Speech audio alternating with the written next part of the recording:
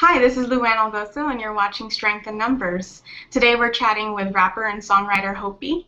Hopie teamed up with Chops for the Strength in Numbers music project with the song Mission featuring Erika David. She has 4 albums under her belt, including this year's release of Sugar Water and a law degree. She actually took some time away from her studying for the bar to speak with us today. Thank you for doing that. Yeah, Hopie, yeah. Thanks for having me. Hopie's lyrics consist of topics like love, the experiences of being a woman of color, and an immigrant. So why don't we start off right at the beginning? How did you get started in making music? I started making music at a really young age. I was in a lot of music programs. I learned how to play several instruments, and it just kind of evolved into writing lyrics, writing poetry, and then eventually rapping. In elementary school, I had a really good music program, which is sad because I don't think music is really a high priority for schools anymore. Yeah, definitely. And when did you start kind of like performing and come out with as being like Hopie? Well, I did like shows in high school and stuff. I didn't have a name yet, and I didn't really have an identity as a rapper yet. I just like to perform at rallies and open mics and things like that. But my first album came out in 2007. Prior to that, I had been like just doing little shows here and there. But I think my official come out was in '07. So Chops told me one of his favorite groups growing up was Hieroglyphics. Uh-huh. So he liked your song with Del the Funky Homo Sapien. Awesome. Who are some of your influences and people who have shaped your style and music? Dell was obviously one of them. Honestly, being from the Bay Area, hieroglyphics, that whole underground hip hop movement was very, very influential. I also really liked Missy Elliott was a big deal to me. She was humongous to me. She still is humongous, I should say. There is a lot of rappers actually. I really love Biggie. His rhyme scheme actually influenced me more than some of the West Coast rappers that I grew up with. Lauryn Hill, of course. Outkast, I can't forget, Andre 3000 is awesome. So, those are some rappers, yeah. What's different about Sugar Water in comparison to your last 3 albums? Everything. So my first 3 albums I did with a really good friend of mine, producer Six Fingers. And for Sugar Water, I actually worked with a bunch of other producers.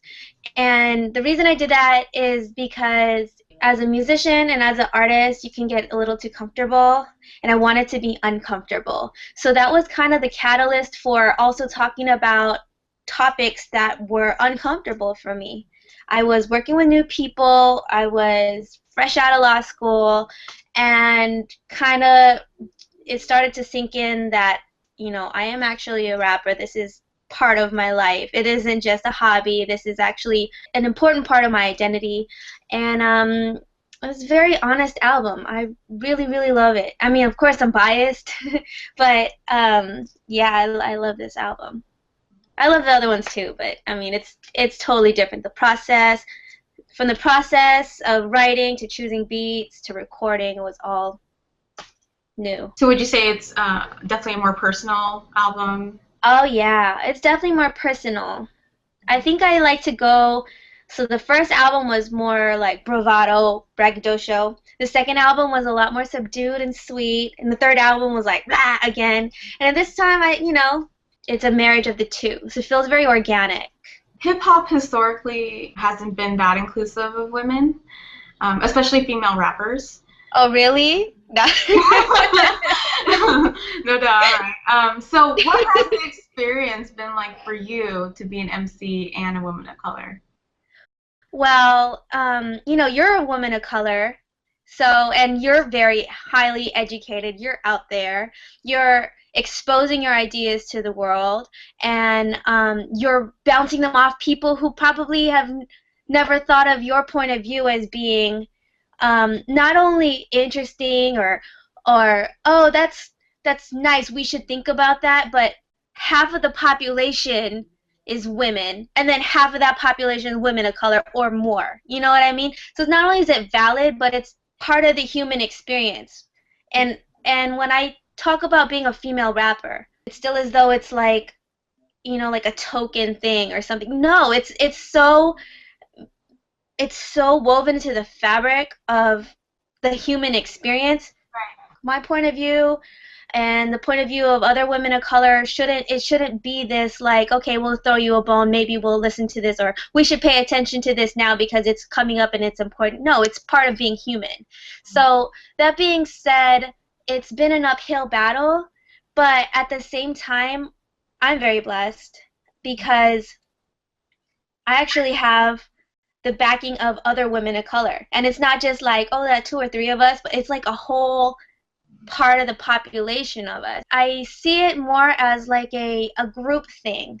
Like, yes, maybe it's just me on the mic, but at the same time, there are so many of us. I really can't be silenced anymore. Neither can us as listeners. Can we be silenced trying to hear somebody that represents us and our experiences? There's so many people that listen to hip-hop, and it's really sad how much of it is made by men, for men, and then women kind of join in somehow, you know?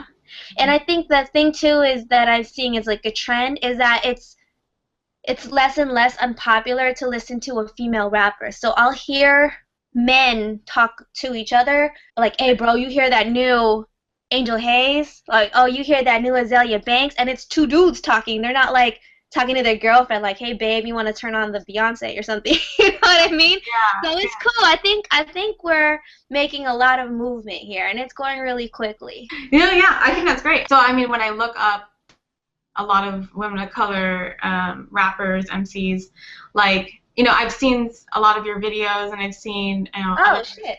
yeah, I've seen other also videos of, like, for example, like Pinay women, Filipino American women. They're also hip hop artists, and I've seen all of you collaborate too. So how does that feel? Also, I mean, even narrowing it down to like Filipino American women rappers, like, how does that feel knowing that there's more of you out there too? I mean, you could see just from this album itself, and then even from the song that I'm on the album, I did it with another Pinay woman. You could just see that it's a community, which is really awesome. It doesn't feel like so alone. And it also is validating because I think a lot of us have the shared experience of loving hip-hop, loving music, looking around, and you're like, no one is making music from my camp. The fact that there's all of us together making this movement towards representing Asian American culture shows that, you know, 5-10 years ago, we were all feeling the same way. And that makes us feel better about doing this because right now, a lot of other people are feeling the same way. So how did you get involved with the Strength in Numbers project? I think I got a text message from Bamboo, and he was just like, come to the studio. I think that was it. Oh, really? Wow. Yeah, I didn't know. We're all like friends, and everyone is like, yeah. Okay. Wow. Mm-hmm. Yeah. I think he texted me and was like, write 16 bars to one of these beats, then come to the studio on, I think it was like a 2-day turnaround. I was like, oh, shit. Yeah. Yeah, I think I wrote it that day and went to the studio that day. I didn't know that they were, like, filming it. I didn't know that everyone else was going to be there. I didn't know it was a big thing, which was nice because then it felt very organic because you get there and your homies are there, and then you almost, like, forget there's a camera. You know, it was just very, very authentic, the process of making this album. Where did you come up with the inspiration for the song Mission? To be honest, it's not true. It's not a true story, but it's based on a true story. And I was going through the idea of it in my head. The song itself, it sounds like a mission. It sounds like you're on a mission. No, I was thinking like, okay, let me write a story. And I'm thinking about it. I'm like going through a breakup, and I'm like, well, I'm just gonna write a story about that. I think the beat told me what to write, and then I kind of just was like, okay, well, we're gonna go there. Did you record the song with Erika in the studio too, or have you ever met Erika? Or I just met Erika actually. She's freaking awesome. We hit it off right away, And then we ended up going to a gay club, which of course, makes you like super close if you're girls Yeah. because you lose all inhibition, but at the same time, like no one's really checking for you. So you're kind of like, you know. So I met her like what 2 weeks ago or something. But I wrote the song and we didn't have a hook for it. And Chops and I went back and forth about who should sing it, what should it sound like. So there was actually several artists that he talked to, and Erika was, she came and she banged it out.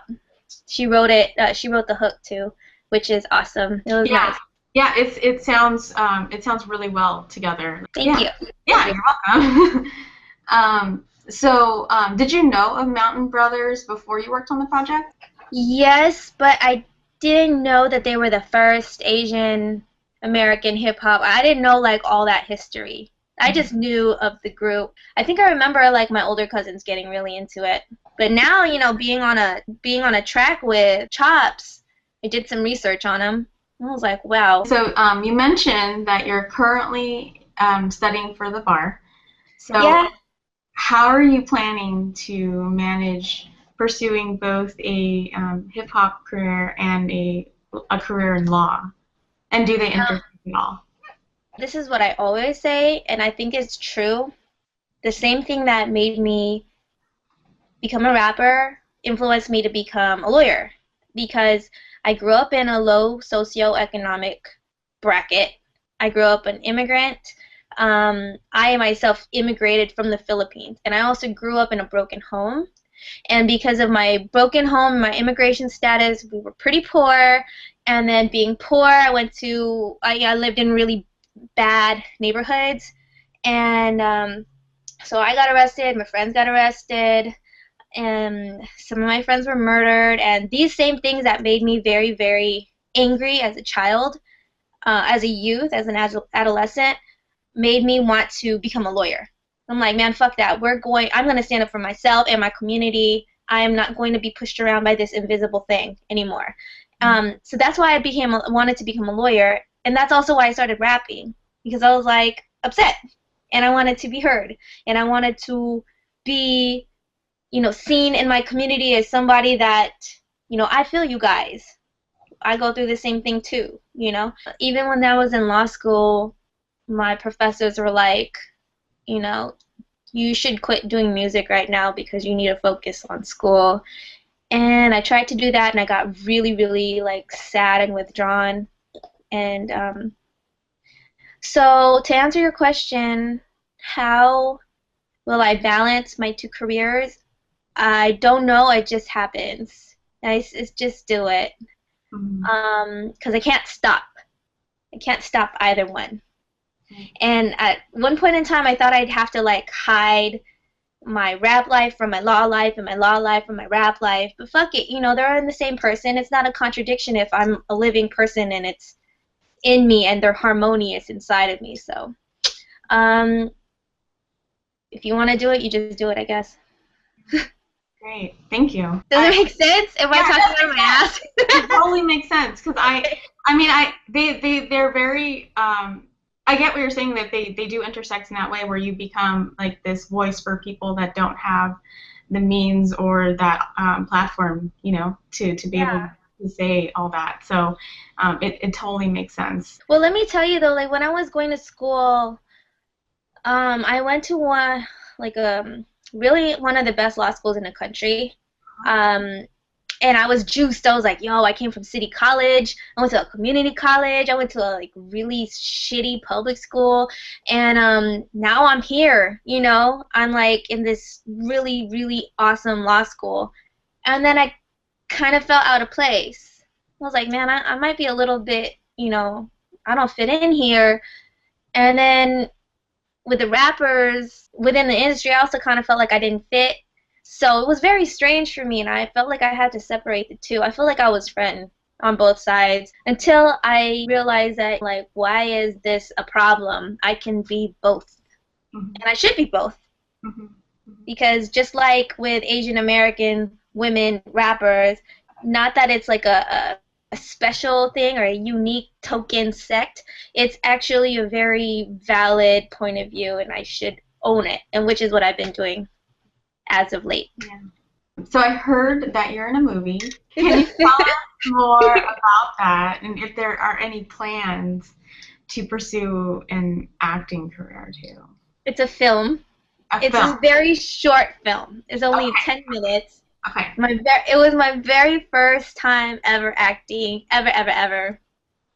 But the thing is, okay, so this girl did a documentary on female rappers in the Bay Area like 2, 3 years ago.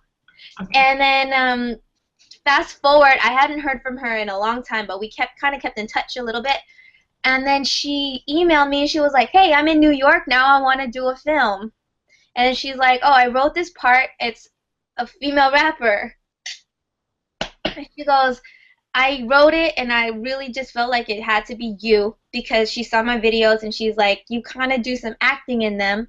So it'd be cool if you could like do the video, be a rapper, but then like write the lyrics in your character and then rap in the movie like that. I'm like, oh, okay, cool. So that happened. And how was that? I mean, Dude, you're playing kind of yourself, kind yeah. of, right? Mhm. So, but how was that experience? So much fun. It's so much really long and hard days. It's so long. And it was in New York. It was freaking freezing. And you're surrounded by other actual actors, so you're kind of like, fuck, can they tell? But you're an actor now too, because you have that on your resume. Yeah, I guess so. Shit, it's so much fun, and I would do it again in a heartbeat. Seriously, you know, if anyone wants to trust me with their vision, you know, I'd try my best. It's a lot of fun. Yeah. Have you ever acted? I did when I was 7 in a commercial, but I think when you're 7 years old, you don't realize that you're acting, right? Like you're playing. You think you're playing, right? You think you're playing the whole time. So I guess if you want to count that, it was for a Disneyland commercial, and I didn't realize I was acting. I thought we were going to Disneyland. Yeah, I'm not kidding you. Like my aunt was the actual actress. She was like, we're just going to go to Disneyland. And I'm like, all right. And then at the end of the day, we got paid. And so you actually went to Disneyland? Yeah, we actually, it was for a parade a new parade that they were okay. watching, yeah, for The Lion King at that time. Oh, I thought she lied to you and she was like, okay, now we're really not going though. But funny. Yeah, then my acting wouldn't be like actual genuine playing, right? Well, you know what? Even as an adult, it still feels like playing. They're like playing. Yeah. Yeah, I mean, but, you know, I think what's harder, though, is the dramatic scenes. Like, I don't think I could ever do that. Did you do that in the film? Were you... I mean, I was reacting a lot, which was, you know, not rapping. So a lot of it was, like, little eye movements and, like... it was just very subtle. Like, if you say, oh, wow, and you know, and then it cuts to your face and you have to like just kind of like, I don't know, it's just very strange because if you don't have like the words, then how do you convey how you feel? So it was cool. And you know, being a rapper, being a musician, I'm like, my medium is words, you know. So for me to not have any words, it was like, fuck, what am I supposed to do here? Right. Yeah, for me, it's mostly about writing. So when I write, that's how I've always been able to express myself, and just speaking, you know, like even doing this type of interview, like face to face, like this is a new medium for me. I've been able to do audio like on radio, and so this is a whole new format for me because now I'm worried about how I'm looking. And how you look fine, girl. You look fine. Oh, you have a very radio voice. Huh? You have a very radio voice. Oh, wow. Thank you. Yeah, it sounds very like, hi, this is Luann, channel at 4, or whatever. Let's cut over to the helicopter. How's traffic looking like, Jim? That's what it sounds like. You know, thank you. I find that very reassuring for my potential career when I get out of grad school. So Gotta make money somehow. I know, right? Being a student is like money, Yeah. money, money, money. You're just racking up money, right? Yeah, you make less money. God, dude, let's not talk about money. I know, I know. God, money, fuck. So great, awesome. So what? We went off on a really big tangent, but that was super organic and awesome. So, what's one piece of advice that you'd like to give other aspiring hip hop music artists, especially those that may encounter like structural barriers, being a woman in a mostly male-dominated arena, just like hip hop? What's one piece of advice that you'd like to give? I'm still struggling myself as a musician, so I don't know how valuable this advice might be to people, but the best thing to do for me and maybe other people is to really know what it is that makes you, your point of view, your style of music, your opinions, what makes you unique. And then you really have to just embrace that. Because especially being an Asian American female rapper, like just so many like tiny, tiny compartments that I'm in, I really have to embrace what I am in order to accurately convey that to other people. Because I could easily get lost in, this is what rappers are supposed to sound like, this is what men do, so maybe I should do this, and I'm Asian but I'm a minority, so maybe I could sound like this other minority. You know what I mean? You could just really just whittle away exactly who you are and get lost. And that's not what makes a successful musician, in my opinion. What makes a successful musician, especially if you are not looking for monetary success, which is what independent rappers usually do, what makes you successful is if you feel like at the end of the day you are being heard. Because that's probably the only thing you'll get in return for music if you're not getting paid. So if you want to feel successful, feel like you're getting across to people. And if you feel like you're getting across to people, you have to be yourself. You can't be selling someone else to someone else and feel fulfilled by that by any means. And then you feel empty inside because you sold someone else, not yourself. Thank you. Thank you so much. Yeah, that's very meaningful. I don't know. Sometimes I feel like I don't make sense. No.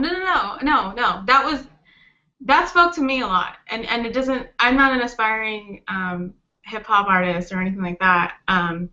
But just being a creative,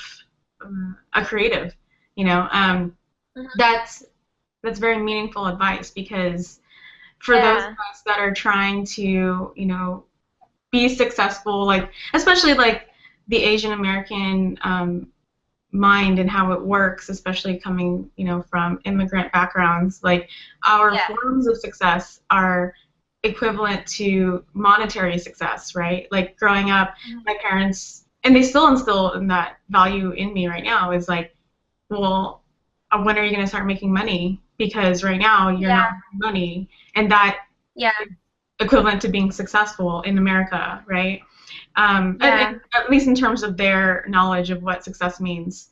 And so, you know, it's very meaningful and impactful for me to hear someone like you, you know, aspire for this kind of career and still be fulfilled by it. Yeah, despite hearing what others say about what success is supposed to be defined as. Yeah. Well, I mean, take it one step further. Not only do your immigrant parents feel like money is the ruler that against which you measure your success, but they also feel like now in order to get that, you have to conform everything that's unique about you and your culture. We wash that all away, and then you mimic this structure, you know, because we are participating in America. We're not Americans. We're participating. You have to qualify. So if you want money, you want success, you want to make it here, you need to go and follow this model, you know? So that's really hard for a creative, especially because this is a role that, first of all, has already been laid out by other people. So it sucks because you're creative and you want to feel fulfilled by creating things, not following a rigorous structure, but on top of that, it's impossible because we're not those people. We are not tall white men who were born here and have all this privilege and all that shit. We're, I don't know how tall you are, but we're probably small Asian women. Yeah. And you know, we don't fit that mold. So it's really difficult. But you know, you also have to think your parents gave up a lot to come here. They just, I mean, this sounds really cliche, but they just want the best for you. And it's really difficult to choose the path that we go on. It just really is. So you just have to feel empowered by it, or else you will feel destroyed by it. Thank you. Thank you so much. Yes. Is there anything else you'd like to tell our audience about you and your music and Strength in Numbers and all that? I would like to thank everyone for supporting it, the Kickstarter backers, everyone that's in the project, all the rappers and singers and Chops especially. He has a lot of support behind this. There's you, there's all the people that are running the campaigns. You know, it's really heartwarming, and it's nice to see that there's an audience for it too. So that's what I would like to say. Thank you, and also keep supporting, and we'll try to keep supporting our community as well. So hopefully it's a two-way street. Thank you. So thanks again for chatting with us today, Hopie. Yeah. For more information about Hopie, check out the links listed below in the About section. This is Luann Algoso for Strength in Numbers.